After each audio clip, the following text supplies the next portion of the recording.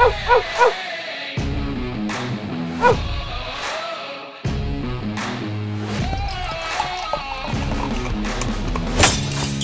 to another edition of the Dogger Pass Podcast. This is for UFC Sao Paulo.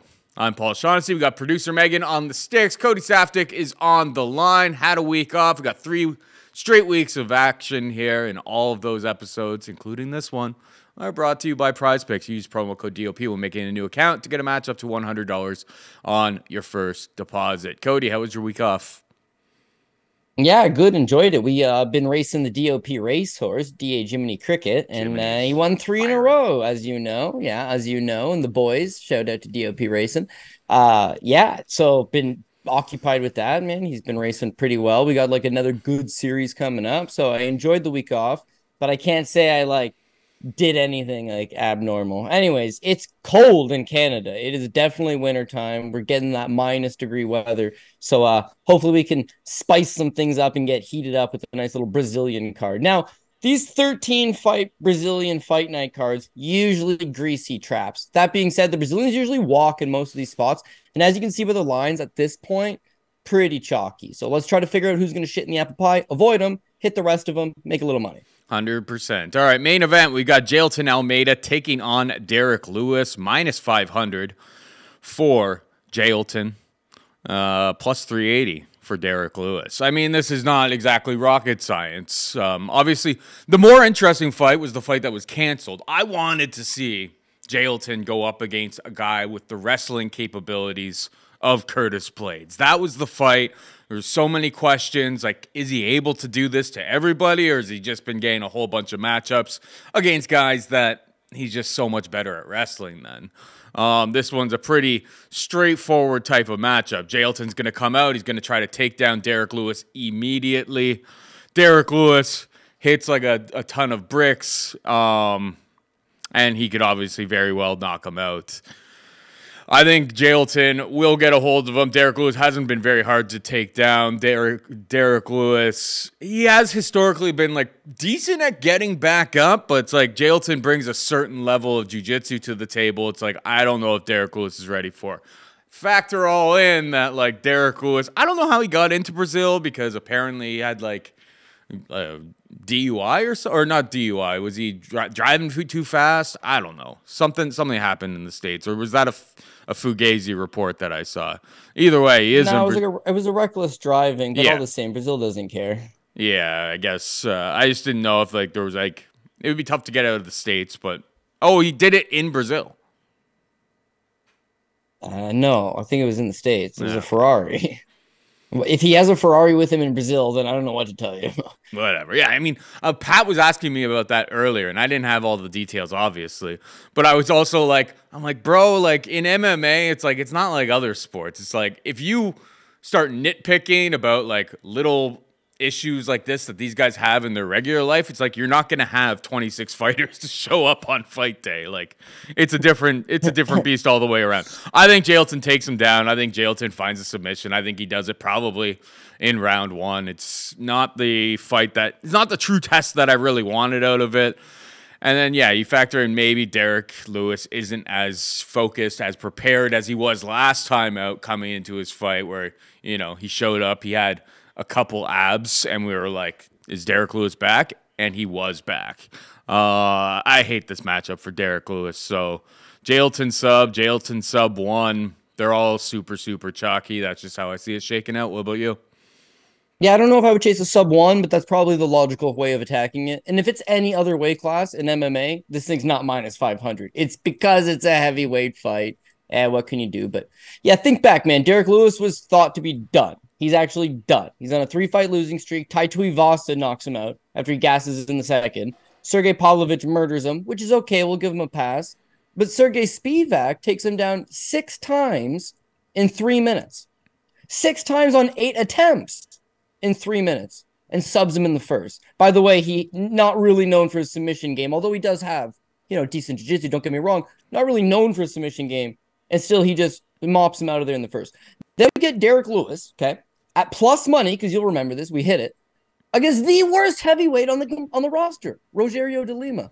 And he beats him. Great. And then right away, it's like, I think he signs an 8-fight contract or something stupid. and he's back, baby. And he's headlining a UFC card on short notice. Like, at what point is he really back? More than he's a fun heavyweight that will get in there and bang it out with guys. And he can beat low level guys. He can beat some strikers that maybe don't take him seriously. He can win a fight in under 1.5. But in terms of fighting a ranked contender on his way up, who's a grappler, who's landed at least one takedown in every single appearance. And like you said, he has excellent grappling. So it's not like Sergey Spivak where he needs to take him down 6 times. Probably only needs to take him down a couple times. He took Yarazina Rosenstruck down 1 time. That's all it took. Then he submitted him. In a lot of ways, Rosenstruck presents the same problems as Derrick Lewis. He's big. He's physical. He's got killer KO power. If he touches you, you're dead. Doesn't really have a great ground game. Guys like Jailton Almeida gonna beat him. Now, puncher's chance, sure, because it's a heavyweight fight. You just saw Fury versus Ngannou. Like, anything can happen, and Derrick Lewis embodies puncher's chance. He's got just a tremendous amount of ability to finish guys, but it's few and far between as far as I'm concerned. He doesn't have the other skills to present a problem. He doesn't have the full camp. He's going into enemy territory. And Almeida, who was a 205er, now fights at heavyweight, only weighs in at about 230. So puncher's chance is definitely there. But him being 230 just makes him so much faster, and he's already proven he can take down these big guys. And Lewis is not exactly shown any real ability to stuff the takedown. Like you said, an ability to get back up, and then what? Just gets taken right back down again. So Almeida might not have a great gas tank, but to this point, he's just been so dominant and very efficient with how he goes about it. I would think Lewis needs one of these Hail Mary type KOs, and I'm just not willing to bet on it. So Jailton Almeida all the way, minus 500, sure. Top ticket, yeah. And yeah, we'll see if we have to hedge once we get there. But like, I'm thinking let it ride. Like, I really like this matchup for him. That being said, it's a heavyweight fight, so who knows what's going to actually happen, but it's set up for Almeida to win.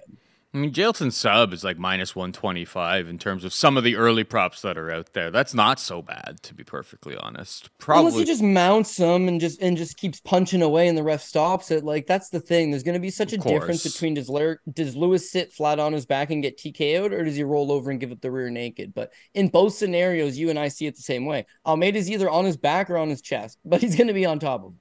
Yeah. It's actually hilarious. I was like, oh, what's his inside the distance? At the book that I'm looking at, his inside the distance prop is actually worse than his money line, which is kind of funny.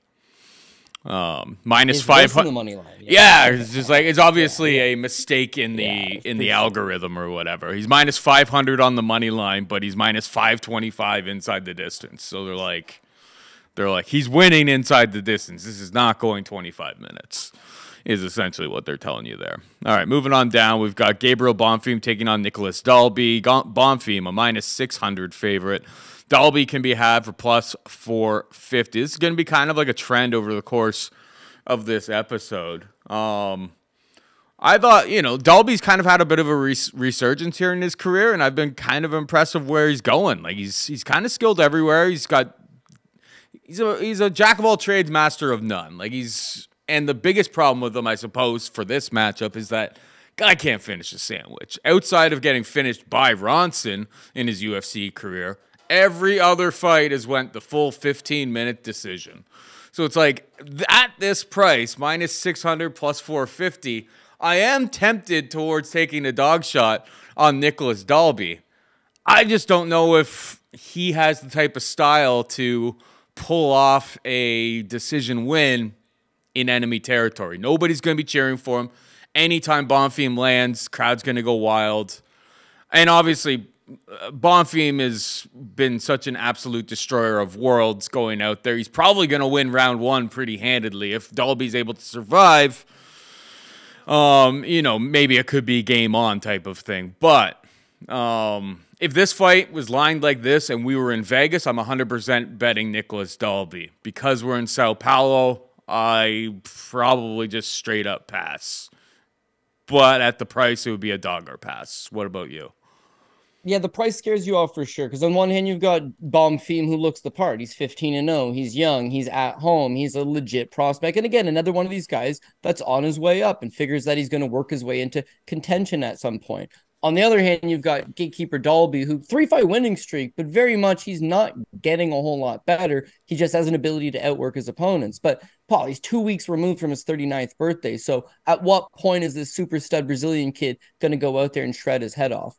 I'm optimistic about the fact, same thing you said. Guy's never been finished, right? Ronson, juice to the titties, he put him away one time. Mm-hmm. But again, because of the positive drug test, it's hard to. And Ronson's a badass. Like, you can't take that away from him. The guy's a legit killer. So, had a bad run in the UFC. People might say that's a bad loss for Dalby, but I'll give him a pass on that one for sure. Guy's durable. And that's kind of his thing, is that he'll take that early beating and work his way back into it. Bonfim, you go back to his regional show career. You go back to UFC, you go back to Contender Series, you go back to everything. He just tends to finish very quickly. So, it's not hard to imagine that he could get tired. He fought Trey Waters on the Contender Series. That one at least made it late into the first round. But again, he's so explosive. Everything he does is 100%. He's a very talented young prospect, but he doesn't have that veteran savviness to him. He doesn't have that ability to slow the pace down and pick his shots a little bit. Works on Trey Waters, gets the win. Wins his first 2 fights in the UFC. But again, it's Munir Lazzez, like a 49-second guillotine choke. And then Trevin Giles in like a minute 20 guillotine choke. Both of those are actually nice wins. You can't deny it, right? But they're both quick guillotine chokes. So if somebody was to, in theory, survive that first round, pull his head out of the guillotine, fight him into the second, bring him into the third and make it a dogfight, how would he really stand in that? He's got a couple third-round finishes on his record. Again, regional show fights. So it's not as if he's shown us any real reason why you should doubt his gas tank. But the path of victory for Dalby is that, because that's how he wins. And even his last fight against Muslim Salikov, he loses the first round. He generally doesn't look great early. He's a bit of a slow starter, but he's done it time and time again. Going back to that Darren Till fight, which is like, what? That's almost like 10 years ago at this point. The guy does keep coming, right? He doesn't go away easily. So he's fought in enemy territory a bunch. He's fought a lot on the road. And the fact is he's a tough out. And this money line doesn't necessarily reflect that. So I am picking Bonfim. I think he is younger, faster, stronger. I think he does get those shots off. And again, he's not a veteran yet, but this is his third fight in the UFC, so he should be progressing. It is at home. Dalby is almost 39. I will take Bonfim, but the money line really prevents you from getting any value out of it. So how hard do you hit it, considering there is legitimate risk? You have any thoughts on the total? Over 1.5 plus 120? Yeah, I mean, Bonfim looks like a legit finisher. So that being said, if Dalby's going to come out and have a slow first round, then it could be very similar to the Ronson fight. The Ronson fight, he got submitted, but he got dropped. Then Ronson took his back and submitted him. So that one's actually the double effect. You can maybe knock him out. You can maybe submit him. Bonfim's got those vibes. He hits hard. He's very explosive. He can maybe hurt him. He can maybe grab a hold of the neck once he is hurt. So if he's going to finish, he's probably going to finish in that 1.5. This thing gets out of the first round. That's where I'm thinking it's just going to go the distance. If you were to ask me, I'm going to give Dalby credit where credit's due. Okay, the only guy that ever finished him ended up flagging for USADA and taking like a 3-year suspension out of it. He's not been finished by anybody else. I'll give him the benefit of the doubt that he can survive the total. So I would say the over on the total. But if Bonfim's the real deal, again, he's got pass to finish this thing early. 100%. All right, moving on down, we got Rodrigo Nascimento taking on Dante Almeida, minus 170 for Rodrigo Nascimento, plus 150 for D1 Dante. Is Dante going to show up and be able to wrestle here? Probably not. That's why Rodrigo Nascimento's game. That's his wheelhouse in here. I mean, Dante's been a weird guy to kind of like track over the course of his career. Shows up, able to wrestle in some of his matchups. Other times, he doesn't really show up and do that at all. Shows up against Andrei Arlovsky, is kind of able to hang out at range and then knocks him out. And Arlovsky, in fairness, hadn't been knocked out in quite some time before that fight. Shows up against Handy Anal Swab, gets taken down 3 times, absolutely crushes everybody's CLV in that matchup. It's just like, this guy is all over the place. It's a real greasy heavyweight fight, Cody. I want to hear what you have to say. Like, I don't even know where to go with this one. Yeah, neither do I, because again, it's a rematch, and it's the rematch that nobody asked for, right? So the last time they fought, oh my god, they did fight in 2020. And Dante Mays was god awful in that fight. Gave up the 2 takedowns, got rear naked choked in the second, just gassed out, and looked absolutely horrid. Since then, yeah, he hasn't really done a whole lot. Whereas Nascimento, by no means is he great. He ended up getting knocked out by Daukaus.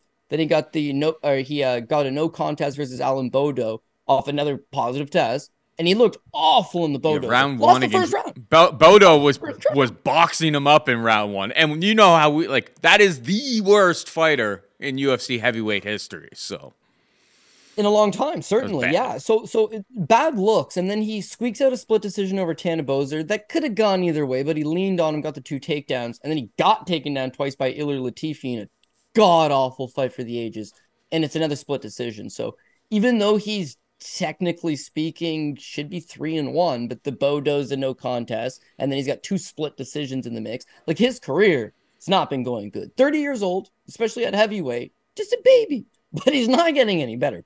What does he do well? Yeah, he leans on guys. His wrestling's not that great. If he can't take you down, great. But beyond that, he's a big boy. He's a big boy, and he'll try to lean on you. And Mays is also a big boy, but in a different way. He's got that long length to him. He likes to play the outside. He likes to use range. He's got an okay jab on him, but he doesn't particularly fight like a good long fighter. He generally gets in these greasy grappling exchanges.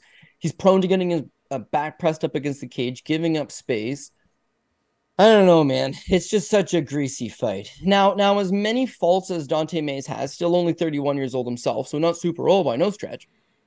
As many faults as he does have, he did look good in the Arlovsky fight, at least when he got the finish, right? First round, he's figuring it out. Second round, he puts him away. He's such a big, long guy, 6'6", long reach, training with John Jones. I wouldn't even consider him a poor man's John Jones, but he could at least emulate some of those things. It's a good guy to work with. Bottom line, though, is he's another heavyweight that just has really not made any improvements. He's not made any progression. So when I look at this fight, to me, it's just a total dogger pass because I could see both guys winning. I could see either guy maybe going out there and getting his hand raised, but I wouldn't be confident in it. It is in Brazil. If the judges are going to favor the crowd's probably only going to be hot for one guy. Mm-hmm. I could see Nascimento winning the first round, winning parts of the second round, flat out gassing. Mays maybe works his way back into it, but is it enough in Brazil? I don't know. So, my heart says just go Nascimento, but I'm also thinking dogger pass if you could get plus money on this thing. Nascimento's sub is in play as well, though.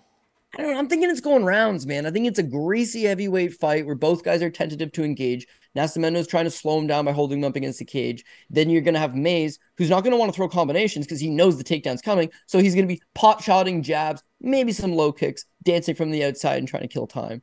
I think it hits the over. Submission, Nascimento, yeah, maybe if Mays is that bad, but I'm thinking he just stays at distance and pot shots, and the judges are going to have to get it right. In Brazil, probably going to favor the Brazilian guy. Yeah. So what's your official pick there?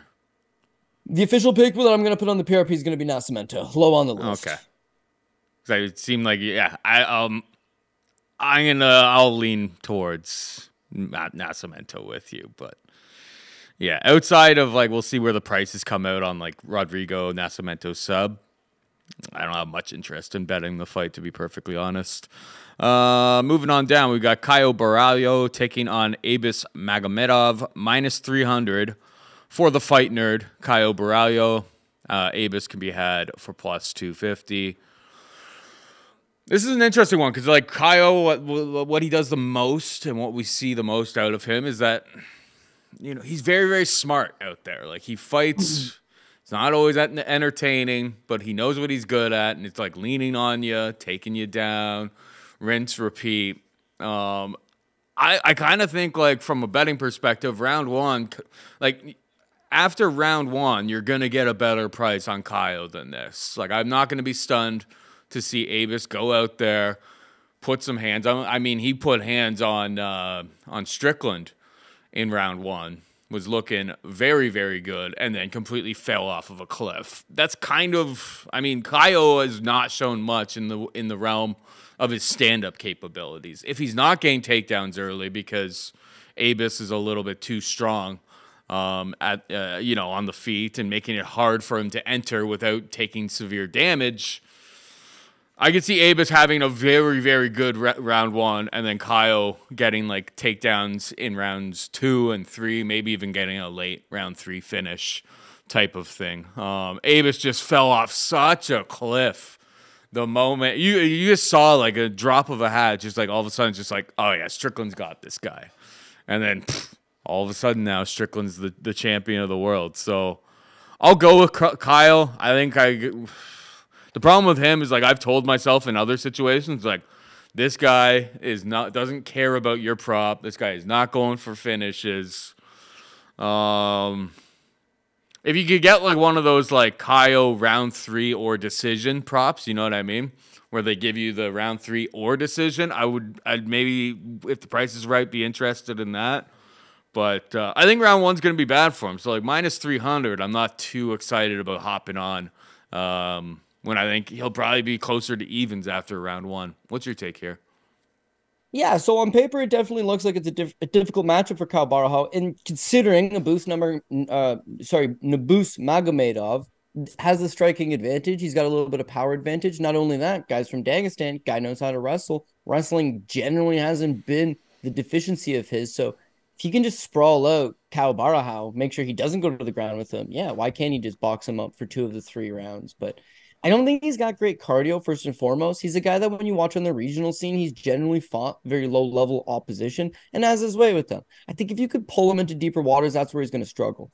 Now, he has 2 submission losses on his record, but they're way earlier in his career. As of late, how he's been losing is he doesn't got a great chin, man. People will remember him from that PFL tournament where he lost $1 million to Lewis Taylor, of all people, in his 40s. Lewis Taylor knocked him out because he doesn't got a great chin. I'll admit, the Sean Strickland fight, I was heavy on Sean Strickland, and the guy did okay in the first round. But again, watch that fight back. Abusner Magomedov is hot in the pants. He's throwing a ton of combinations. He's working. And Strickland just looks at him like, we've got 5 rounds to work with, and I'm going to stretch you into the later rounds. And then slowly drowns him with volume. Ends up outstriking him like 86-44 or something.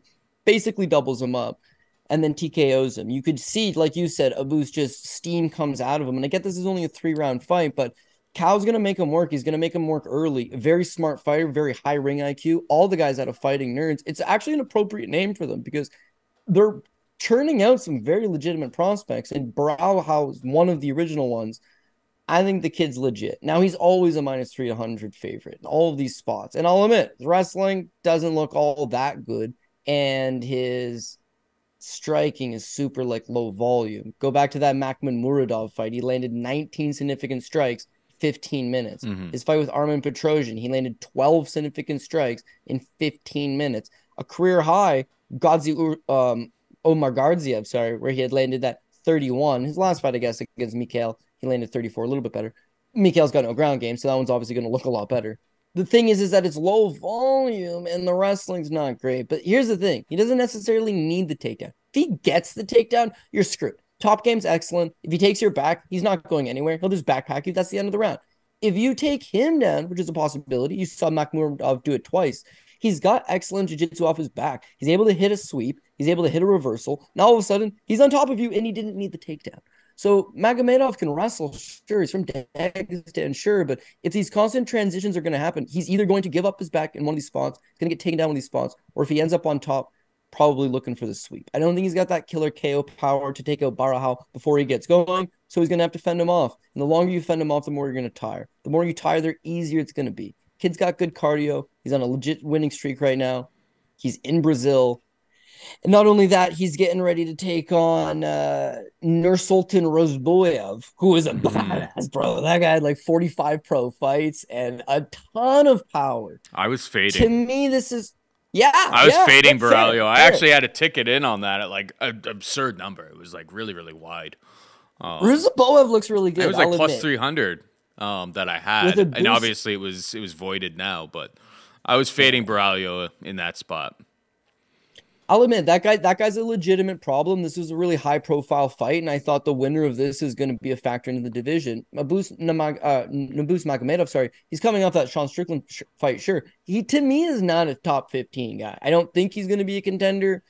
He's not one of your rugged Dagestanis from Dagestan. He's been in Germany, spent most of his career on that regional scene. He floated around PFL. Generally, all of his wins before coming over have been lower level. He hasn't been very active. He's dealt with injuries. And quietly, he's not getting up there in age. I think he's like 33.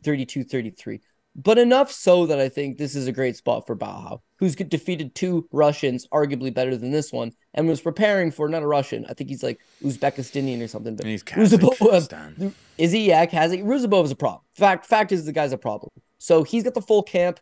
Now you've got to fly over on short notice to enemy territory in front of a hostile crowd, and your cardio is not great to begin with, and you're expected to sprawl and brawl this guy for a hard 15 minutes. I don't know about that. And if it's close, if you do everything right and it is close, you still might get screwed on scorecards.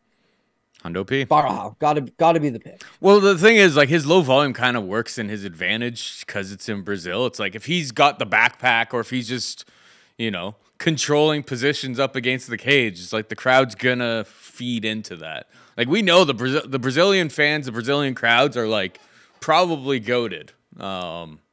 Trying to think of any other place I'd even like. Australia's had some pretty good moments, obviously, in the last couple of years, but yeah, once they start yelling "Uva Morer" and it's like Caio Borralho's like, I'm not killing anybody around here. Like, let's just cruise to a decision because I'm in complete control.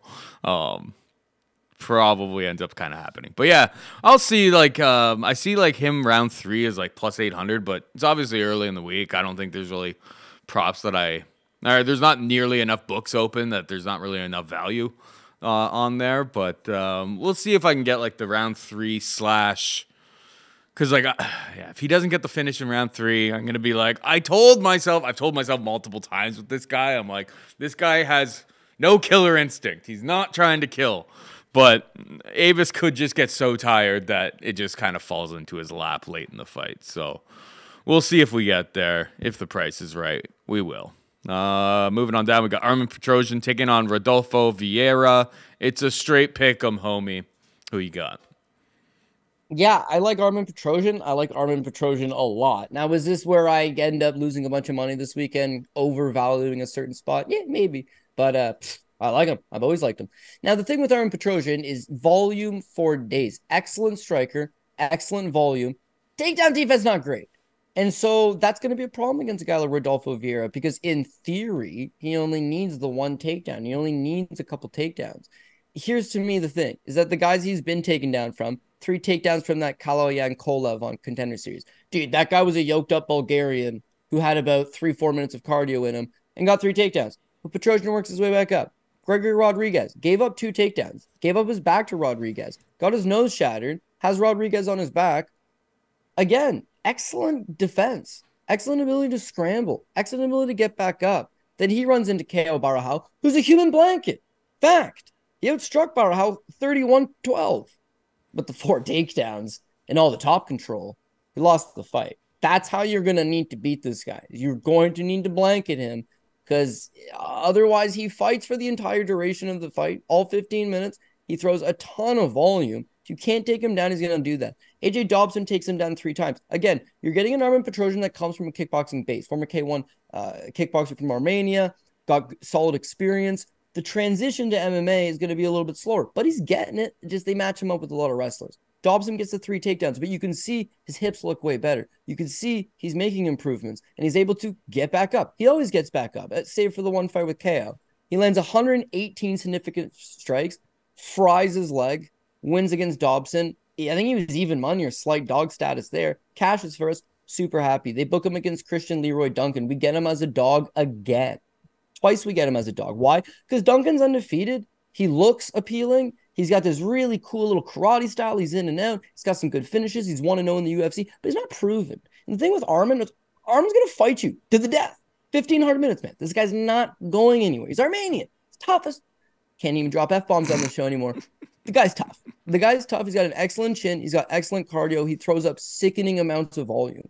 And all of that in itself are all things that Rodolfo does poorly and doesn't have. Doesn't have a great chin, doesn't have excellent cardio. He's not going to fight you for a hard 15 minutes. He just happens to be excellent at jiu-jitsu. So his path relies on him on getting the takedowns. He needs to get the takedowns. But where has he shown you he's even good at takedowns, right? He's got takedowns over Dustin Stolfus.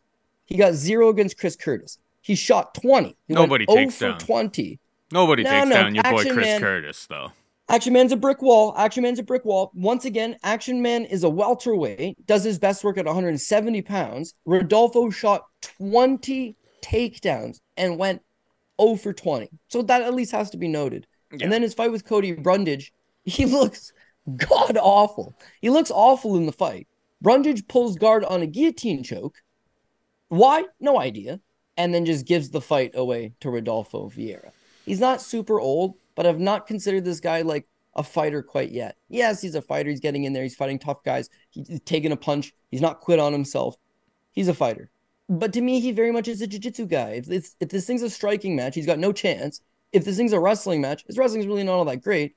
He needs to rely on getting down Petrosyan in either subbing him right away, or he's going to have to get him down in all 3 rounds. The first round will be his best round because he'll be fresh, right? If he's going to get the takedown, it'll be early. If he's going to grab a quick submission, it's going to be early. If this thing lingers on and goes on, and I can even hit a better plus money price tag on Petrosyan, he is going to cook him, tire him, and maybe it's going to be a 3rd round TKO, or it's going to be a 29-28 with him winning the last 2 rounds. The judges got to get it fair, but they're not just going to blatantly rob somebody when there's a clear and obvious winner. Petrosyan just got to go out there and be the clear and obvious winner. Nobody has just, I guess, Caio Borralho. That's the what you would have to replicate exactly that. But I like Caio. I think Caio's going to be a legitimate contender. I think he's got a very bright future. Rodolfo's that jiu-jitsu guy that's doing some MMA, and I don't consider him a contender.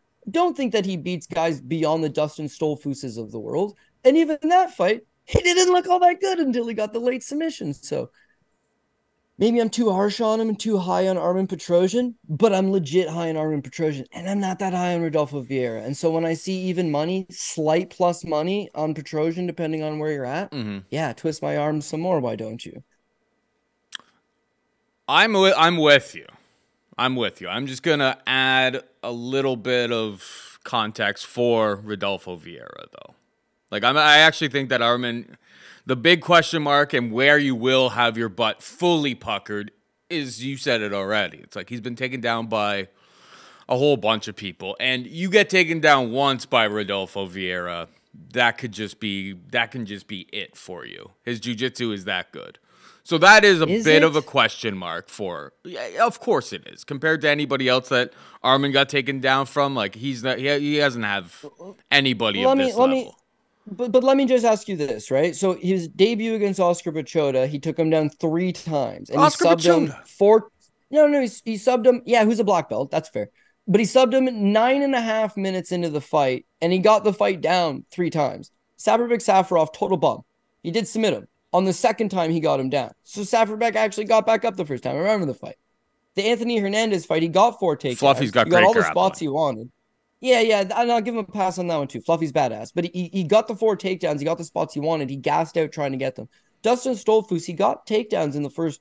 I don't think he got one in the first. Second and the third. Yeah, dude, that was such an ugly fight. He subbed him late in the third, but terrible fight. But he had gotten multiple takedowns prior to that. Chris Curtis, he never got him down. He lost. And then Brundage did Brundage things where Brundage just took him down and gave him the win. I mean, they just booked Brundage for another fight, and I'm like, why? Like, if Rodolfo is able to get the fight to the mat, all I'm saying is that your butt is going to be puckered. It's going to be the highest level guy that you've seen in MMA that Petrosyan has had to grapple with. That's the only question that I have. And I will give Rodolfo a little bit of credit. Against Chris Curtis, he shot 20 takedowns. I know he usually gasses, and he's had historic really, really big problems trying to make 185 pounds. He's a very, very strong, thick guy for the weight class. His cardio was okay, all things considered. Round 2, he put up like 40 significant strikes, 26 in round 3. Like, he actually did okay, all things considered. I think people expected him to gas even more, particularly because he shot for 20 takedowns there. So his cardio was a little bit better in the Chris Curtis loss. But yeah, I'm with you. Armen Petrosyan, stuff takedowns, and it shouldn't be too competitive at all on the feet. There's just... And Chris Curtis is more of a boxer. Armen's got a whole repertoire of weapons that he can throw at Rodolfo. So I'm with you. I like Petrosyan. I will be betting Petrosyan as a straight pick'em or wherever is the best price available to me at the time that I place the bet. All right, moving on down, we got Ismael Bonfim taking on my boy, Vinc Pichel. Bad Bonfim is a minus 465 favorite, whereas From Hell, Vinc Pichel is plus 365. You know, we had a week off, Cody, in between fights. I saw a plus 385 out there, and I was just like, I'm not going to not back my boy Vinc. So I put a little Skrilla on Vinc Pichel. I couldn't help myself, Cody. He's old. He's 30. I'm gonna Halloween was yesterday, but I'm gonna impersonate Cody for a second. He's 39 years old. You know, he seems a little bit long in the tooth at this point in his career. I understand. Reconstructed bicep. Yeah. The one thing I like about him is he's gonna go out there. He's gonna give me 100% effort from the opening bell until the refs tell them to stop. And I've never been too impressed with Ismael. There's no doubt in my mind. Ismael is going to be a lot faster. It's going to be super, super dangerous in round one. If this fight goes to decision, is Vinc Pichel going to win in that scenario? There may not even be too much value on it, to be perfectly honest. But I threw a little bit on Vinc Pichel because I may not have any opportunities, Cody. He's going to be retiring pretty soon. This may be my last shot with From Hell Vinc Pichel, so I had to be there for it. I know that's not really like a really sound structural breakdown, but I'm just telling you that I bet a little bit of money on Vinc Pichel. What's your take here? Yeah, I mean, traditionally you've been the Pichel whisperer. He's had like 14 fights in the UFC, and you got 13 of them. Yeah, you got 13 of them right. You got one wrong. It happened to be the last one against Mark Madsen. Now, I'll admit, I thought he looked pretty good in the Madsen fight. He only got taken down 3 times against an Olympic silver medalist, got a takedown of his own, outstruck him 68-39. It just wasn't to be. And because it wasn't to be, it was like the magic in the universe is gone. Paul Shaughnessy's no longer the Pichel whisperer. So I think you could get screwed on a similar type of decision where Pichel's going to go and work his hardest because he always does. And I think that's why he's an easy guy to like. He's an easy guy to get behind. He's going to go out there with a lunchbox and give you a workman type of performance every time to the best of his abilities. So like Pichel. And Pichel's got a path of victory here. Bonfim, you said bad Bonfim to break down. You're right. Comparatively, his brother's undefeated. He's got, you know, some losses in the mix. I guess suppose he is the bad Bonfim, but there's a lot to like about the guy. He looked legit on the Contender Series against Nariman Abasov, who's a 35-fight veteran, a very proven guy. He looked legit, scored a knockdown, got tired a little bit as the fight went on, but it was a very high volume fight. Beats Terrence McKinney, again, a win that's aging quite well as McKinney continues his resurgence and his comeback. It's the fight with Benoit Saint-Denis. On paper, I give you a pass. Benoit Saint-Denis is legit. That's a tough fight. That's a big fight. But where I won't give him a pass is he gave up the easy takedown, and as soon as he got taken down, he was lost. And with Pichel, he's very physically strong. He will pursue the takedown. He's got a BJJ black belt. And if he can just make this a rugged, dirty fight, make the kid tired, take him into that second round, take him into the third round, score some takedowns, rack up some top control, I think he would be live. I think he would be live to win it. But we're in Brazil. Brazil. Thing is, in Brazil, in Brazil, he would have to like not just keep it close and keep it tight. He'd have to go above and beyond and really put a grinding on this kid. And I think you can get a good plus money tag on him right now, but you'll be able to get a better plus money tag on him live in action. And at that point, you'll be able to make the decision. I lost the first round, or at least I lost a part of the first round. Maybe I feel good about it. Maybe Vince is starting to work his way back into it. Maybe there's some momentum starting to go on his side. And then you got to think, is he doing enough to get that decision in Brazil? And if you think so, then yeah, I think you're going to get a much better live wager on him. I will go ages though. Yeah, 39 years old. He fights so infrequently. Like we've been doing a show together for just under 10 years. I think we're 10 years in April, right? So almost 10 years we've been doing a show together. And this guy's got like 13 or 14 fights in the UFC. Like he averages about a fight, not even a fight and a half over the last decade. So the inactivity, the injuries, the surgeries, 39, going to enemy territory, 40. Taking on... Yeah, there you go. 40. He'll be 40. He'll be 41. He'll be 41 in less than a month. Going into enemy territory, hostile crowd, and he's going to have to work his ass off He for will. 15. So possible, yes. Probable, no. And I try to go with the probable outcome. So I will double down on the Bonfim brothers. It's all fair points. It's all fair points. War Vince. Rinat Fakhretdinov takes on Elizeu Zaleski dos Santos. Fakhretdinov, a minus 350 favored. Zaleski can be had for plus 280.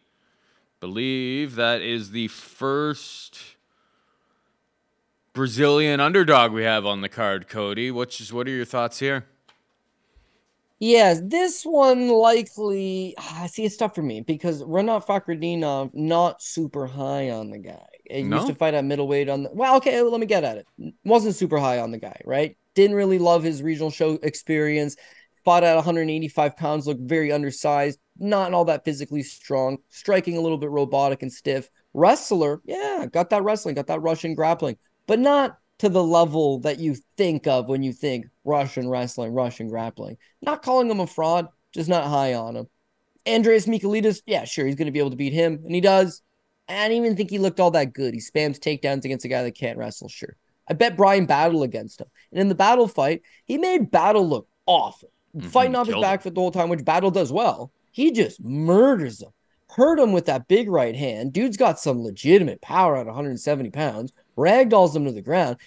Whatever he lacks in technique, physically, he's very strong. And now I can't deny any of that stuff. But I'm not the smartest guy going, so I take Kevin Lee over him because I want him prove a little more to me. Prove a little more to me. And Kevin's done. I think he's retired officially. It was obviously not a great spot to bet Kevin Lee. He was coming off a terrible fight with Diego Sanchez. I wanted to believe at that plus money, there was some value in it simply because I wasn't sold on Fakhretdinov, and he just murders him again. So is it low level competition? Yeah. Is it lower level competition? Yeah, maybe. But he's just been looking so physically strong in there, man. So with Elizeu Zaleski dos Santos, him at his best, he's a problem. He's a problem for a lot of guys. He's very athletic. He's very explosive. He's got that knockout win over Sean Strickland way back in the day, a guy that's a current champion in the UFC.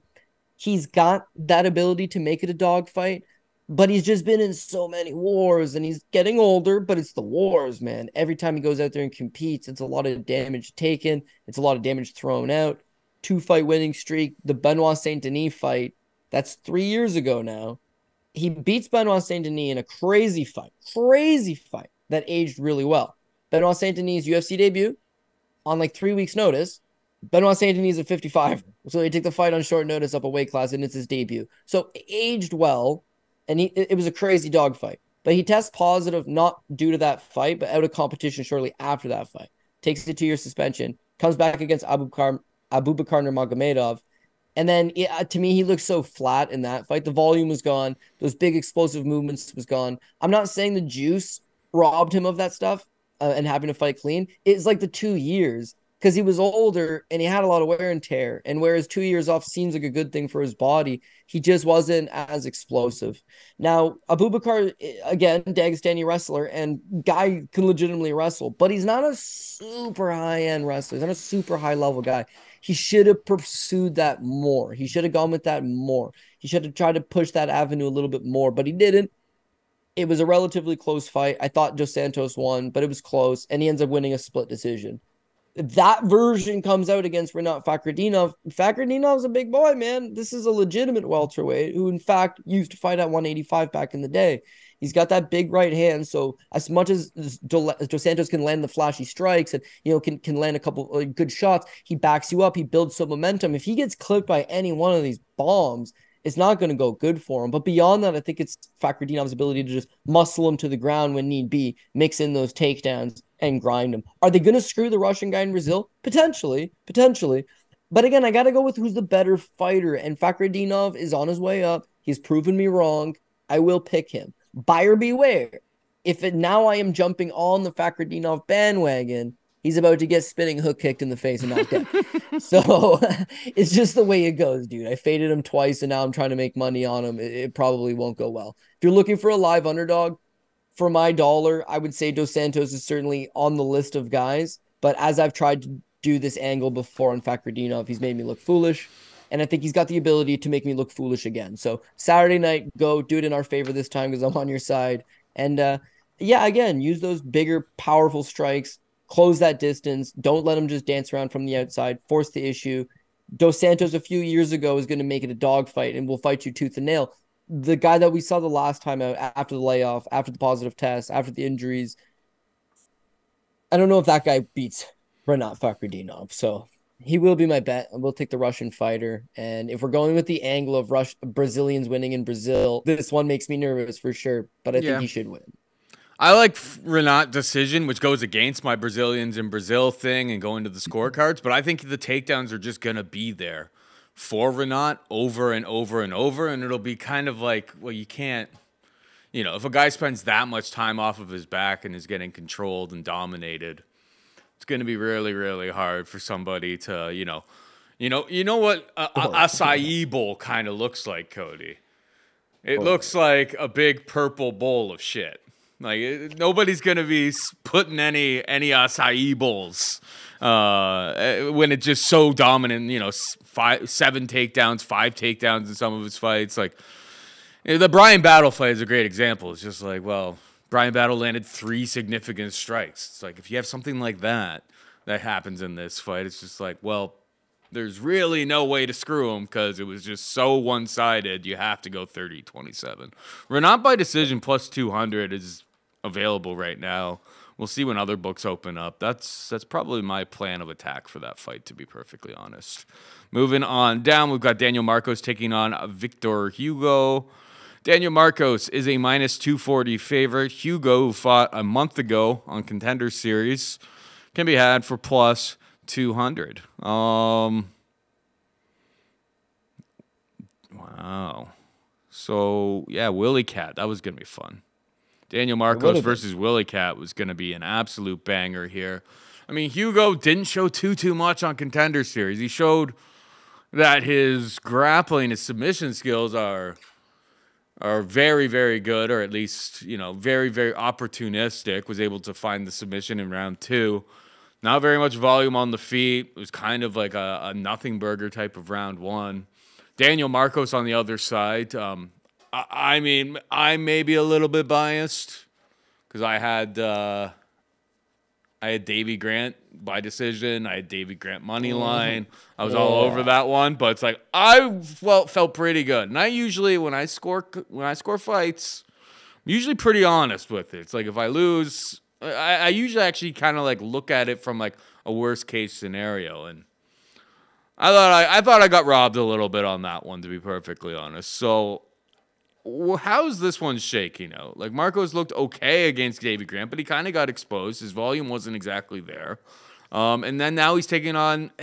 Do we know much about Marcos's grappling ability? Because the only thing I really know about Hugo is that, like, this guy will submit you if you have any holes. So, I don't know. What are your thoughts on this fight? Yeah, this one's interesting again because with Victor Hugo fights on the Contender Series, he's 30 years old and he's got 27 pro fights at the time. Like, what was he? 23-4, 23 wins. Yep. And his nickname is Striker. His striking looked awful. It looked horrible. Awful, dude. You're terrible.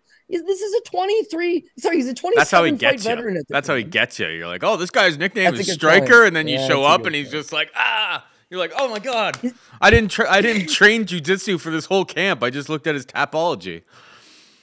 Yeah, and he's got 8 wins by knockout, 9 wins by submission, and 7 wins by decision. So he's super well-rounded. Yeah, but to what level has he been fighting guys? Some of them have decent looking records, but when you watch the tape on it, it's like it's a lower level Brazilian regional show fight. He's 30 and he's almost got 30 wins. It's kind of unheard of. So to see him on the Contender Series, fight makes it into the second round. He had landed 9 significant strikes. He didn't look like a striker. Everything's super loopy and wild and like one at a time. And so with Marcos, we think of him as a high volume guy. That's why I bet him against Davy Grant, which he probably did lose the Davy Grant fight. Super close. People are very pissed off about it. But Davy Grant's a good fighter. And again, Davy Grant went out there and cleanly outworked him. And what Marcos did is he just sat on the outside. He just sat there and he stared at him. I hadn't seen that from him. I thought he was one of these strong, hungry Peruvian fighters that's very, very strong as a bull, and also going to go out there, going to slug it with you. On the Contender Series, he fought Brandon Lewis. Brandon Lewis is a better wrestler than Victor Hugo, and he's arguably, I wouldn't say he's a better grappler, but he's got some okay grappling. 2 for 13 on takedowns. So in that fight, it's like Marcos's takedown defense held up. He looked pretty solid. His hips strong. And again, these Peruvian fighters are very physical. Look good there. The fight with Simon Oliveira, he gets the second round knockout. He had landed 53 significant strikes through it was the under 1.5 hits, and he had landed 53 significant strikes. You want to talk about volume? He was on pace to put up over 100. He was on pace to he's throwing down in that fight. Cardio looked good. Now he's got some takedown defense. He's physically strong. He's got solid cardio. He's got good volume. He's got solid power. This guy looks legit. And Davy Grant totally exposes him. So yeah, can Victor Hugo go and do the exact same thing? Well, he'd have to outwork him. And it's not that Marcos has low volume. He just had low volume in that last fight. So I'm hoping his coaches were able to go back to the drawing board and say, listen, man, this is what you do best, is putting the pace on your opponent. You have excellent cardio. He hit Davy Grant with some solid shots that rocked him. There just wasn't enough of it. Hugo, meanwhile, named striker, has 24 wins, but if this thing's a striking match, I think he's up Schitt's Creek. He needs to get it to the ground. I don't think his wrestling's all that good. I can't honestly say it's any better than Brandon Lewis's, and he struggled to take down Marcos. So Marcos should be the rightful favorite. He should win this fight. He almost shit in the apple pie the last time. He did damn near everything in his capabilities to shit in the apple pie last time, and he still got the job done. This, to me, is a step down in competition. He's got to go and make it look as such. So I will take the shot on Marcos, but again, hopefully this is something the coaching staff was able to fix back in the gym, and that we'll see a return of the better version of him. All makes sense to me, bro. All makes sense to me. Moving on down, we've got Elvis Brenner taking on Kaynan Kruschewsky. Brenner is a minus 160 favorite. Kruschewsky, who's coming in on super short notice, just kind of got thrown into this matchup, I believe, yesterday. Can be had for plus 140. Kruschewsky was on this season of Contender Series, got a nice little first-round finish, completely dominated, but that's what happens on Contender Series. This is a tough matchup for him. Brenner was supposed to take on somebody else already on this card. Esteban Ribovics. Which was going to be a banger fight, too. Like, the thing about this card is, like, I don't love it from a betting perspective, but it's like, I love the fight. Like, there's a lot of really, like, entertaining, good fighters that we're going to have. We're going to be talking about Cody for the next 3 years. A lot about a lot of the guys that are here. I don't know, man. Brenner is kind of, showed up in the UFC. And everyone kind of thought, that he wasn't really anything special, that he was showing up and he was not gonna, really amount to anything, and made it super hard on Tuhugov. They kind of thought he was, getting brought in to lose to a Russian with like a bunch of, the Russian buddies all on the same card, and made that fight pretty hard on him. And then Guram fight kind of showed it's like this guy putting in all that time with Charles Oliveira. It's like he's made him, iron sharpens iron type of thing. This guy's a problem. It's like his grappling's good enough to keep it up on the feet, and his striking is certainly on point. He was a much bigger favorite, I believe, or was he much of a bigger favorite against Ribovics? Not entirely. No, it was a slight. He was the favorite, but it was like minus. It was about the same, actually. I'm kind of surprised by that. Are you really high on this Kruschewsky guy? Because I was expecting short notice Kruschewsky to kind of step in, and I was expecting this to be wider for Brenner, but minus 160, it kind of just lingers as well. So they're basically saying that Ribovics and Kruschewsky are all equal. I don't know if I agree with that, particularly on short notice.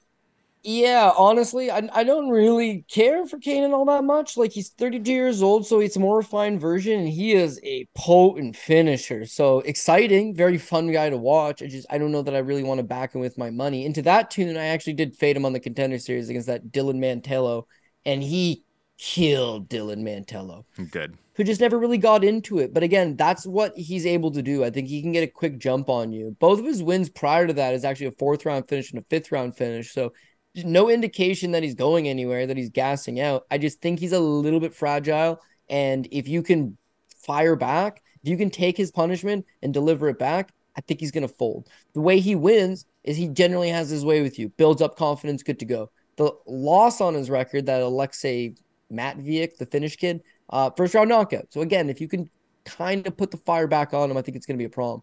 The thing with Brenner is, yeah, dude, Brenner was taking on a fat overweight to Hugov, who was moving up from 45 to 55 and still missed weight. Came in at like 158 in a bit. It was a close fight. It was a split decision. It was in Abu Dhabi. Tuhugov jumped the cage to punch McGregor, to try to punch McGregor in the face for Khabib. He's in a circle. That was in Perth, it was Australia. In Perth? Was it? Yeah, that was that's right. It was Volkanovski. Right. That's a good point. Anyways, I think the fight could have gone either way. They gave it to Brenner. It was a close fight. He cashed as a sizable enough underdog, but he's got that fight in him. And then his fight with Guram Kudalits, he lost the first 2 rounds. First round, most definitely loses. Mm-hmm. Second round, it's like he's hanging there. He's still there. That's his toughest thing, is he's tough. He can take that beating. And then as he hangs into the fight, he's going to start to give it back. And yeah, he's a potent finisher. He's got some decent power. So probably get a better price, because you can bet him as a favorite right now. But Kaynan's going to bring the fire early. I think he's going to bring the heat early. He's going to try to beat him to the punch, land those big shots, trip him up to the ground, take the back, make something work. And the longer this thing goes, Brenner's been in bad spots. Brenner's been hit with heavy shots. The longer he stays into this thing, even though Kaynan's got a 4th round and a 5th round finish, even though his cardio looks okay, I think at some point Brenner fires back, clips him with something, hurts him, and puts him away. I'm way more tempted to just bet this thing in the live market, but because I got to make a pre-fight pick, could go with Brenner. The short notice of it would kind of what seals it for me.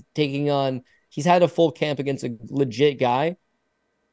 The only thing that pains me a little bit is Ribovics was one of my dog picks. He was plus 125. I liked it. I thought he won, and now I'm flipping to betting Brenner. Yeah. So like, I'm not fully sold on it. I'm not fully convinced on it, but it's short notice. I have to make a pick.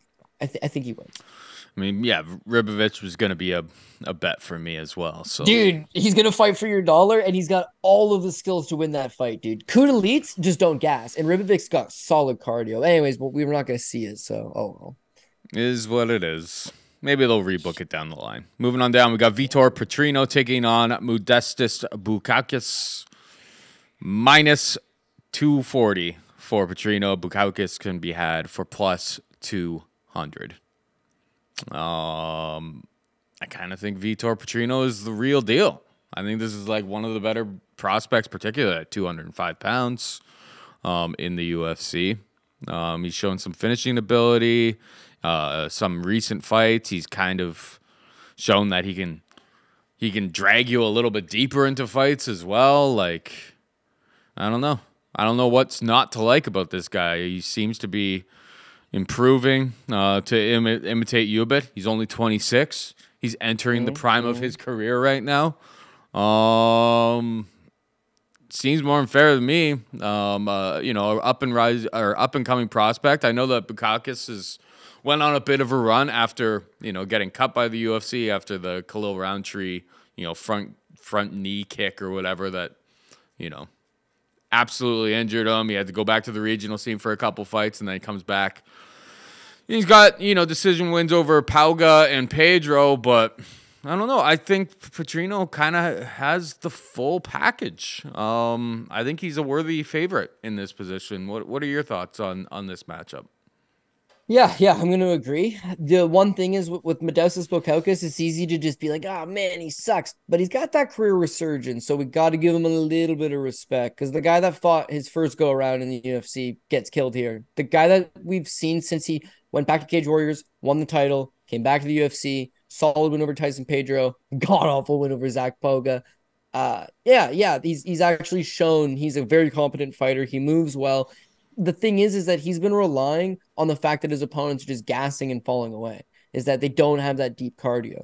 His fight with Chuck Campbell's doing excellent in the early bit, but it's a title fight. It goes later. In the 4th round, Chuck's completely gassed. Modestas works his way back in. He gets the win. The Tyson Pedro fight, he gets taken down in the 1st round.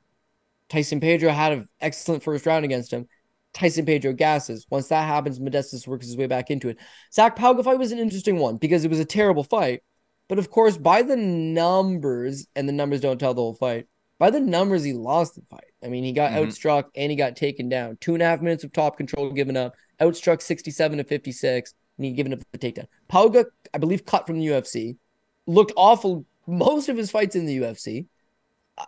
I don't know, man. Like, is Modestas back, or is he a good gatekeeper to guys that are fraudulent within the division? That could potentially be it. When I think about Vitor is long, 77-inch reach on him, 26 years old, super explosive, very, very strong. And he's got excellent power in terms of his striking ability. So you could very much see like a Jimmy Crute fight again, where he just goes out there and smashes him.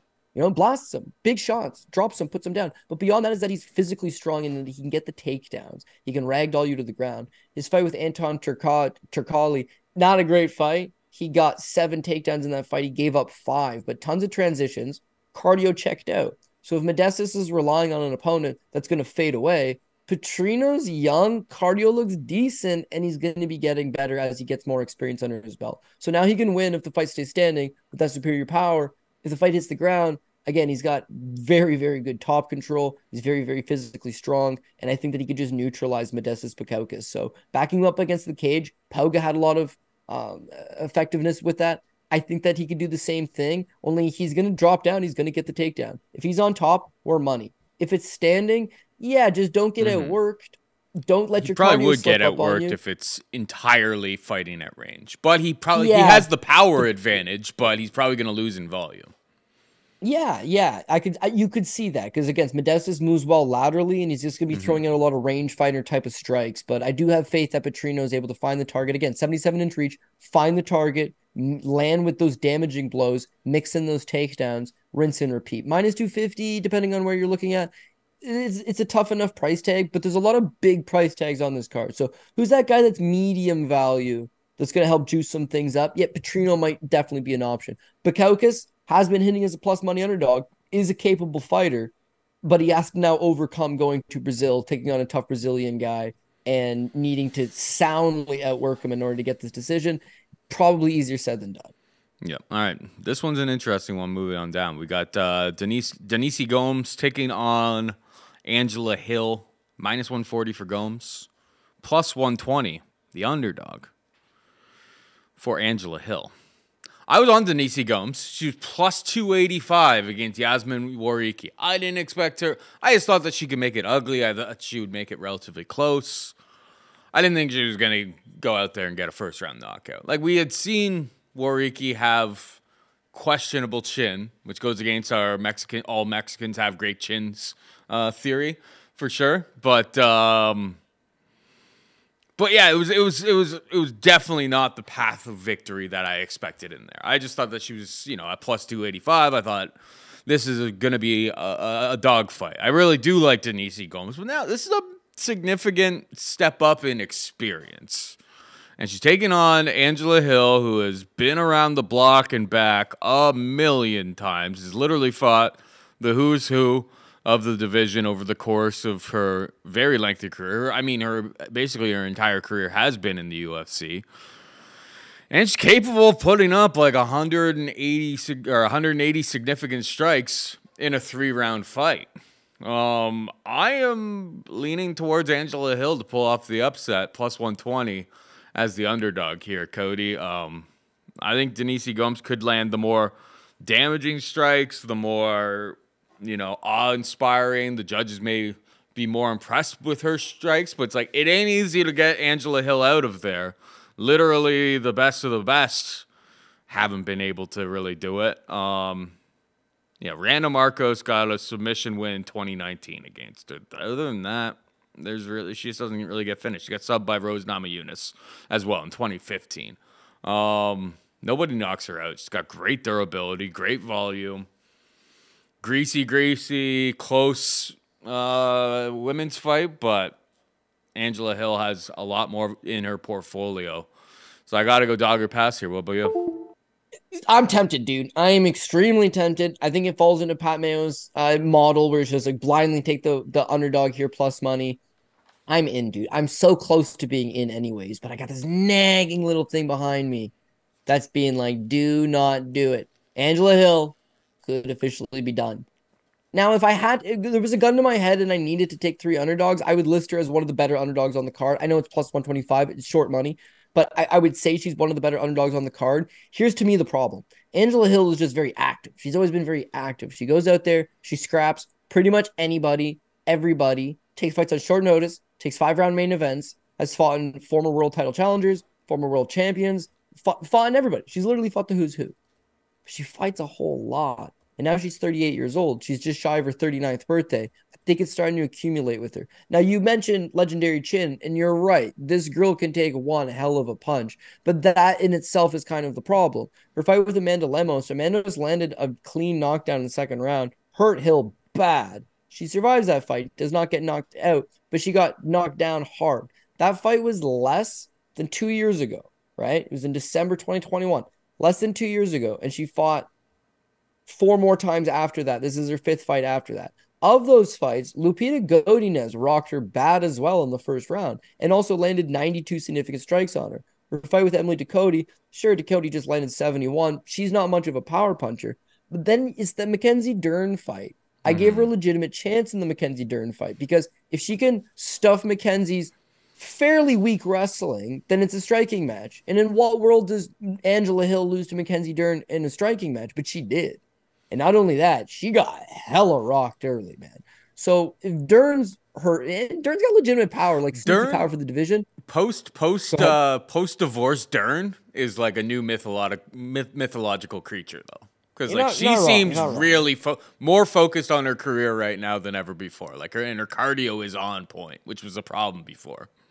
And Hill's her grappling looked pretty good in that fight. Like she got taken down, she got controlled, she got put in some bad spots, but she did not get submitted either. So it goes back to it's an attribute or a testament to that great cardio, or sorry, that great durability that we talked about. She's not getting knocked out, she's not getting submitted. But to me, the volume and the sheer amount of damage is racking up because she fights 3 to 4 times a year. She's always in these dog fights. They usually go 15 minutes, and that durability is starting to evade her. So what you have here is a near 39-year-old Angela Hill against, is she 23? Is Gomez 23? Like, she's a problem.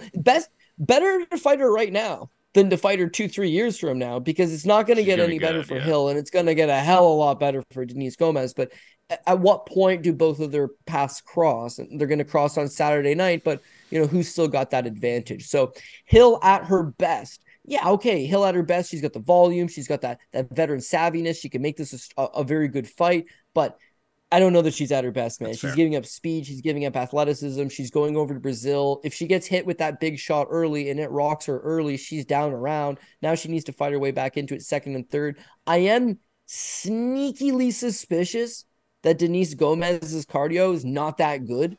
She's won her last 2 fights fairly early. I could see it. But then I go back to her fight on the Contender Series against the Ravana Amanda. She lands 103 significant strikes in that round. Lands 40 significant strikes in the third round alone. She's 23 years old. You know what I mean? Her cardio is probably not her biggest issue. So this is a big spot for her. She needs to fight smart. But I honestly think she could put it together and get the job done. So I will take Denise Gomez. And Rayon Dos Santos, who fought on Contender Series against her, is the current champion at atomweight champion for Invicta. So she's kind of bounced back after that. Yeah. Mm-hmm. I bet her against Jillian DeCourcy. It's the only reason I know that. I watched that fight, and she had a really good performance in that fight. Credit where credit's due. All right, moving on down, we got Eduarda Moura taking on my girl, Montserrat Necktat Ruiz. Tell me about Moura, and can she stop a head and arm throw, Cody? Because that's all my girl Necktat's got, and this one's got like weird, like under is like juiced minus 160. Like, is Moura? I didn't look into her yet. Is she some sort of like legit top end prospect that's just gonna absolutely kill her? Because I can see it. Yeah. I think she's pretty legit. It's a massive favorite status here. So I think women's MMA debuting fight. It's your UFC debut. It's a big spot. Fairly good card right in Brazil. A lot of things could go wrong in theory at this money line. But yeah, man, I don't know. She looks pretty physical to me. You look at her, she's got excellent top game, excellent Brazilian jiu-jitsu, very, very physically strong, fairly good striking as well. I would say that Montserrat Ruiz has got the head and arm throw. If she was able to land that head and arm throw, which I don't see happening, from there, what do you go to? Do you just hold on to it for the entirety of the round? Like the scrambles are going to occur. The scrambles are going to favor Mura. She's got solid base. They call her Ronda, I imagine, because of the judo. Imagine because of that physicality. But yeah, she's undefeated for a reason. They're building her up. I thought on the Contender Series she looked really legit. It's another quick finish. I'd like to see somebody extend her out a little bit. But they don't need to. I mean, everything she does is clean. Comes from a fighting family, got resources behind her. I think she's a legitimate enough prospect. 29, what you're going to get is a more advanced skill set, right? They're not a 22, 23-year-old prospect who I know we're betting a few of them on the card. This Mura's a lot further along in that. So I think Ruiz is up. Shit's Creek, man. You're not just going to win the fight on the one move. She beat Velismas with it. But really, Cheyenne Velisma still almost won that fight. It was not a great fight, and she just did the same thing over and over. If that one move doesn't work here, which I don't see it working, I don't know where else she wins it. Her striking looks stiff and robotic. She's not super comfortable, doesn't have the volume. She does have that grittiness and that tenacity to her. She could go out there and try to make it as much of a dirty fight as she could. But in the end, I mean, she's giving up big striking advantage, big ground advantage. She gets taken down, not going to go good. If it stays standing, not going to go well. And again, it's in Brazil, so I can't get behind Ruiz whatsoever. The pick is 100% got to be Eduardo Mura. Again, it's just that minus 600 price tag. It's at what point is there value in this? There really isn't. Do you auto fade it? Pat would say yes. He's had a lot of success doing that in the past because you only got to hit every so often. Yeah. But to seal the deal for me, Mura was going to take on So-Yul Kim. So-Yul Kim pulled out. It was like 6 weeks ago, so it wasn't like it was yesterday or no means.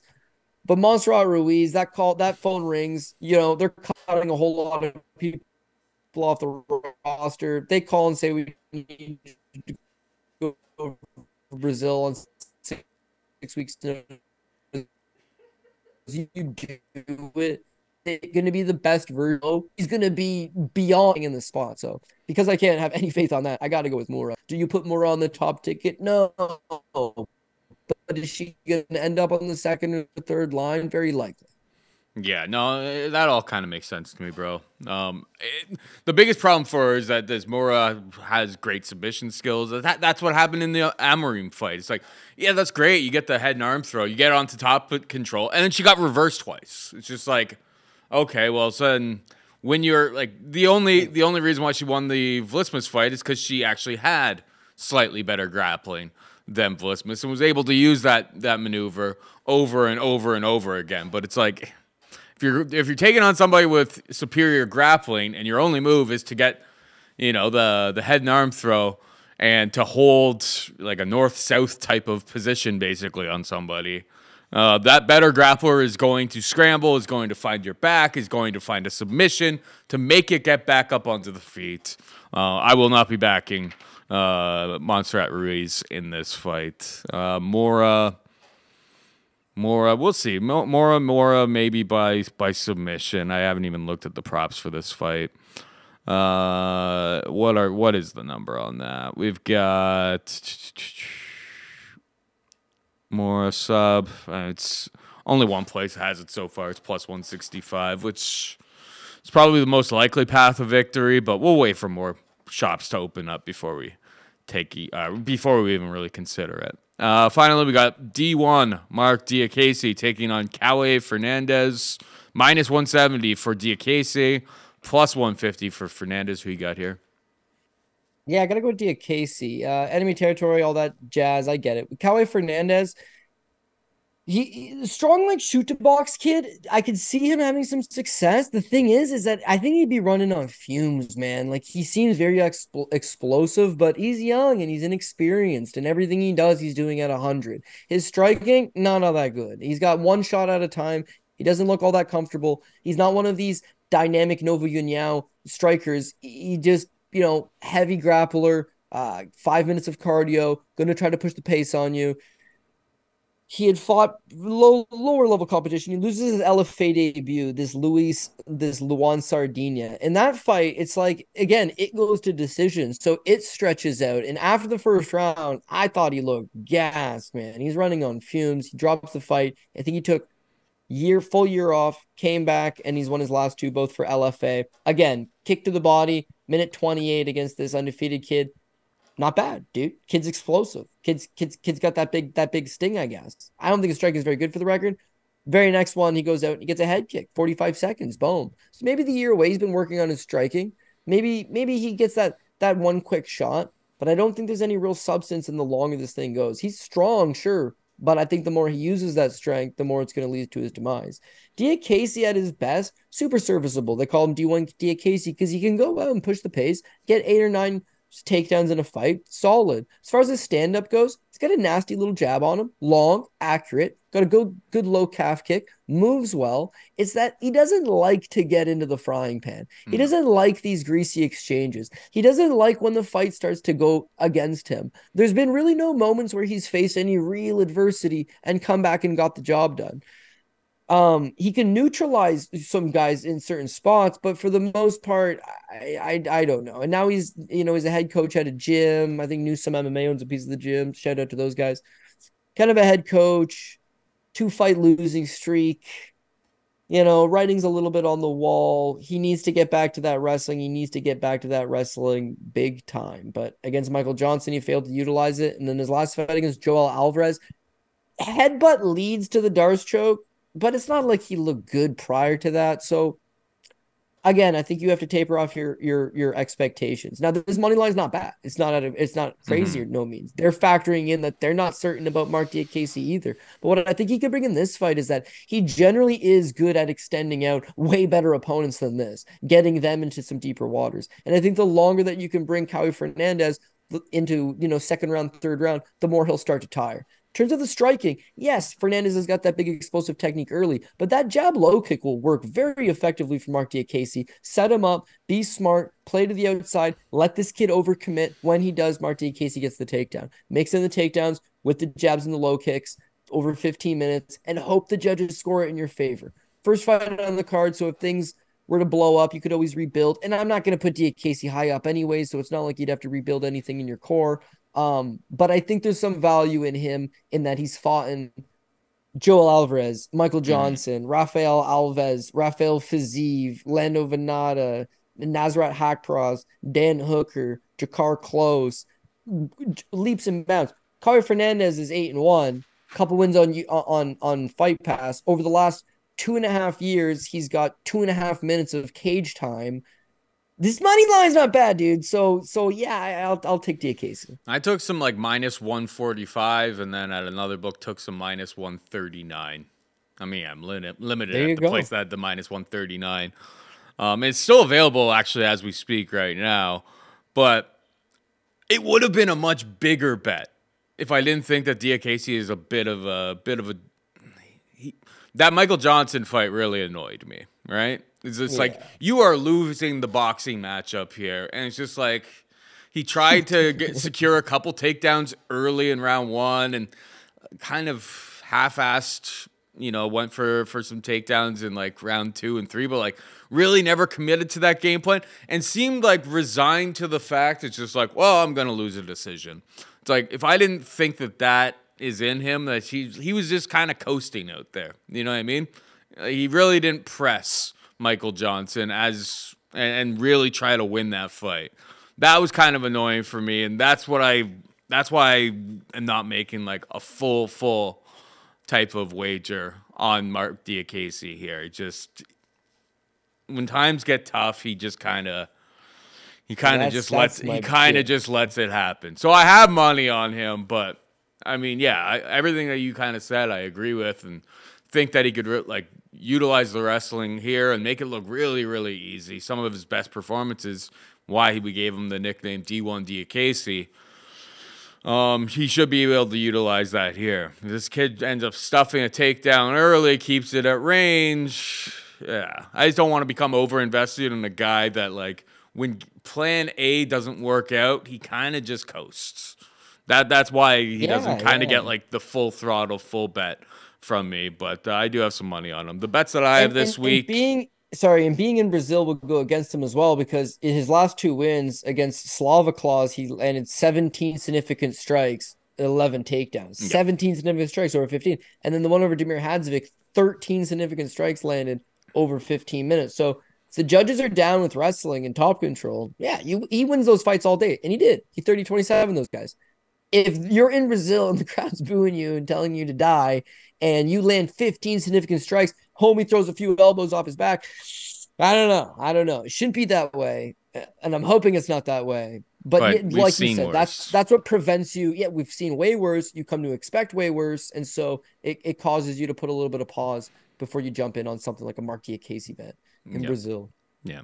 So I bet Diakese, considering Angela Hill, Rinat decision plus 200 or up. We'll see where other shops open up at. And I obviously, for the culture, have some money on Vinc. But it's not a card that I really love from a betting perspective. That may change over the course of the week if like more props open up. And, value or, certain books have... A lot of my game is like just like, having access to a lot of different books and shopping, finding like outliers at certain places. So... yeah, we kind of have like an idea, but yeah, not a card that I love from a betting perspective this week. Hit him with the PRP, Cody. Yeah, I'm going to echo those sentiments, but we've had cards like that in the past and the PRP's hit. So unfortunately, you just got to do the damn thing. We are going to go with Jailton Almeida. We're going to go with Gabriel Bonfim. Rodrigo, I wanted to make Mays dog number 1, but I'm not going to. So Rodrigo Nascimento somewhere on the list. Caio Borralho. Armen Petrosyan is dog number 1. Ismael Bonfim. Elves Brenner, Daniel Marcos, Rinat Fakhretdinov, Vitor Petrino. Denise Gomez is basically even money. Not a dog, unfortunately, though. Eduardo Moura and Mark Diakese. So I got 1 dog. Ribovix was going to be 2 dogs, and an even money play. On 13 fights, is that enough? Probably not. But again, you go historically and you look at these cards in Brazil. The Brazilians romp, dude. Mm-hmm. They look really good. I'm not making any jokes about the testings any different because it's probably not, but like they tend to look really good and the crowd gets behind them and it tends to go in their favor. So there's been a lot of these cards where it's like 11 favorites hit, 2 dogs hit. I'm trying to zone in on which dog. I don't got anything big. Even my Armen Petrosyan bet, most books got him at like minus 105, plus 105. Like that's probably more of an even money bet, but I couldn't tell you I bet no dogs on this card. So he's my dog of the week. Again, but who knows? Ribovix is not on the card anymore. Yeah, he's so even money. Is he even an under? Is he a favorite anywhere here? Let me look across the board. Petrosyan. You could probably find some book. Petro. He's the favorite. Pick him. Your particular book has a plus 105 right now. Minus 107 on both sides. Yeah, it's he's actually slight favorite, but I suppose the book that you typically look at, he is minus 105. It's probably going to become minus 115, buddy. So you better hop on that quick. I know.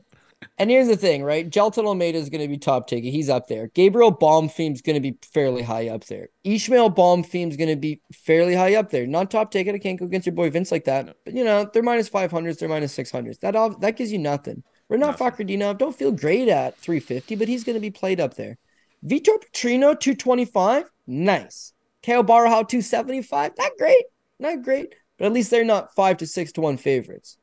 Moura, she's a 6 to 1 favorite.